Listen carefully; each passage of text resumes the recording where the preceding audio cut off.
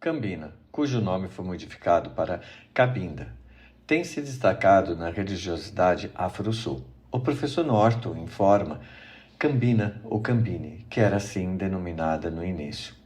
Observamos que foi nos anos 80 que a Cambina passou a ser chamada pelos batuqueiros de Cabinda, por sugestão do livro Os Fundamentos Religiosos da Nação dos Orixás, do Paulo Tadeu, que, sem estudo científico, Paulo assim indicou que deveria ser. Sabemos que as nações afro-brasileiras nasceram aqui, pois não existe batuque ou candomblé em nenhum local da África, para virem prontas de lá. Segundo Babalorixá e o professor Denis Diodé e o professor Vinícius Oliveira, o pai Valdemar e o pai Antoninho da Oxum eram irmãos de Orixá, feitos pelo Gululu. Dessa forma, consideramos que ambos pertenciam ao mesmo segmento, orixaísta. Importante destacarmos que o orixá não é inquice e que não encontramos até hoje registros de divindades bantus no batuque.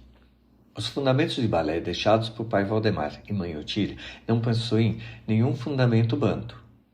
Em 2020, encontramos registros da etnia Kamuka, no centro da Nigéria, bem próximo de Oyó, que estavam em plena atividade no século XVI, talvez criando um vínculo do Kamuka, rei da Cambina, com o culto de Xangô aqui na diáspora. Destacamos para o fato que, segundo o pai Raul Dornelles de Xangô, o pai Valdemar era feito para Xangô Agodô, que, por possuir o Kamuka no pátio da casa, por sua vez ficou conhecido por Valdemar do Xangô Kamuka.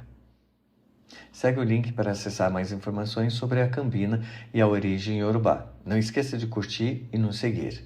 Abraço pessoal e até a próxima.